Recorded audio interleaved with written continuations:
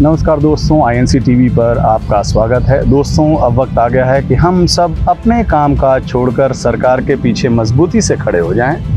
वो बेचारे चले हैं विश्व गुरु बनने और यहाँ दुनिया पता नहीं उन्हें क्या से क्या बना रही है। फ्रांस पहले से राफेल डील की जांच के जरिए हमारी सरकार को दलालों वाली कैटेगरी में घसीट रहा है और अब ये रिपोर्टर्स विदाउट बॉर्डर्स वालों ने एक नया बखेड़ा शुरू कर दिया है।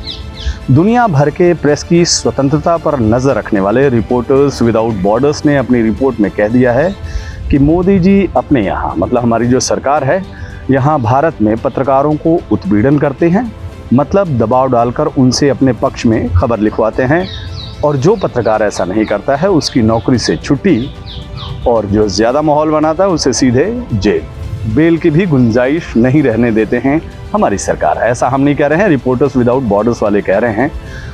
अब आप ही बताइए, हमारी सरकार पर ये कितना गलत आरोप लगाया है। वो बेचारे तो 7 साल में एक दफ़े भी प्रेस से बात भी नहीं किए। एक प्रेस वार्ता हमारे प्रधानमंत्री मोदी जी ने नहीं किया और उन पर यह आरोप कि वो प्रेस वालों को धमकाते हैं। जब बात ही नहीं की, जब प्रेस कॉन्फ्रेंस ही नहीं की, तो फिर धमकी कैसी? और नौकरी से छुट्टी का कैसा मसला?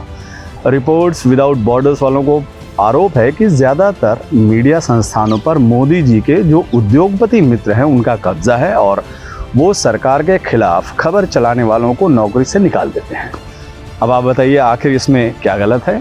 चैनल और अखबार हमारी सरकार और प्रधानमंत्री मोदी जी के उद्योगपति मित्र चला रहे हैं, उसमें उन्होंने अपना तगड़ा इन्वेस्टमेंट किया है, तो फिर खबर तो मालिकानी तय करेंगे और क्या चलाना है क्या नहीं चलाना है वही तय करेंगे। और जो पत्रकार अपनी मालिक की मर्जी के खिलाफ खबर चलाएगा तो फिर उसकी तो छुट्टी तो बनती ही है। प्रेस फ्रीडम की दुहाई देने वालों से मेरा आग्रह है कि वो इस सरकार राज में, यानी प्रधानमंत्री मोदी जी के राज में, अपने यूरोप अमेरिका वाला कल्चर चलाने की कोशिश न करें। वहाँ यूरोप अमेरिका में पैसा चैनल लगाता होगा और पत्रकार जो हैं वो पत्रकारिता करते होंगे। अपने यहाँ मोदी जी के राज में जो पैसा लगाता है वही पत्रकारिता करता है। अब देखिए, बाबा रामदेव चैनल को विज्ञापन देंगे तो फिर चैनल अपनी फर्जी दवाइयाँ भी बेचने का हक बनता है। अब कौन सी दवाई फर्जी है कौन सी नहीं, ये सरकार तय करे। सरकार पूरे पेज का विज्ञापन देगी तो फिर उसकी तारीफ तो बनती ही है। आप ही बताइए, इसमें आपको कुछ गलत लग रहा है? प्रेस फ्रीडम का नारा बुलंद करने वालों को समझना चाहिए कि हमारी सरकार और प्रधानमंत्री जी ने कड़ी मेहनत से भारतीय मीडिया संस्थानों में उनकी दी हुई नसीहत की बदौलत अब कुछ पत्रकार जिसका खाते हैं उसका ही गुणगान करेंगे अपने अन्नदाताओं के खिलाफ खबर चलाकर। वो मुझे समझ में नहीं आ रहा है कि आखिरकार ये रिपोर्टर्स विदाउट बॉर्डर्स वाले सरकार के, यानी हमारे प्रधानमंत्री मोदी जी के राज में पत्रकारों को किस तरह की स्वतंत्रता चाहते हैं।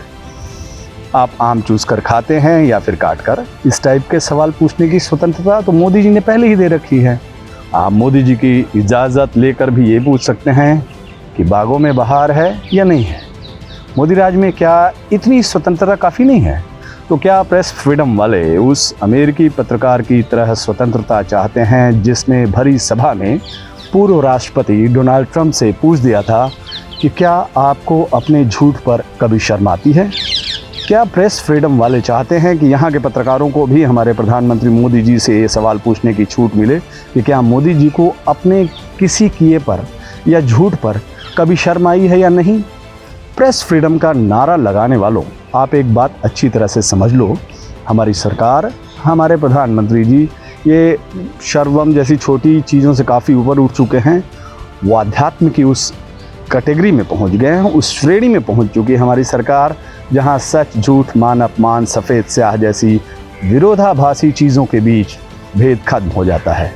आप प्रेस की आवाज़ दबाने के मुद्दे पर उन्हें उत्तर कोरिया के नमूने तानाशाह किम जोंग के साथ खड़ा करो या फिर सऊदी पत्रकार जमाल खशोगी की हत्या का आरोप झेल रहे मोहम्मद बिन सलमान के साथ। हमारी सरकार और हमारे प्रधानमंत्री जी को कोई फ़र्क नहीं पड़ता। और रिपोर्टर्स विदाउट बॉर्डर्स वाले, आपने हमारे प्रधानमंत्री मोदी जी को ट्रोल आर्मी के बारे में जो कहा है, वो सोशल मीडिया पर पत्रकारों को धमकी देते हैं, उनके खिलाफ जहर उगलते हैं। तो आप अंदर की एक खबर मुझसे भी सुन लीजिए। उन बेचारों को एक ट्वीट पर 2.5 रुपये मिलते हैं, कभी कभी 2 रुपये मिलते हैं। आपके पास पैसा है तो इससे कुछ ज़्यादा दे दो, वो आपकी तरफ से मोर्चा संभाल लेंगे। हाँ, आपको ये बात काफ़ी हद तक सही है कि ट्रोल आर्मी वाले महिला पत्रकारों को यौन हिंसा की धमकी देते हैं, ये बात निश्चित रूप से गलत है। हमारी उम्मीद है कि हमारे सरकार और हमारे प्रधानमंत्री जी प्लीज़ इस पे ध्यान ज़रूर दीजिएगा, क्योंकि ये मसला आपके मान सम्मान से नहीं जुड़ा है, देश के मान सम्मान से जुड़ा है। देश की छवि का ख्याल रखिए। नमस्कार।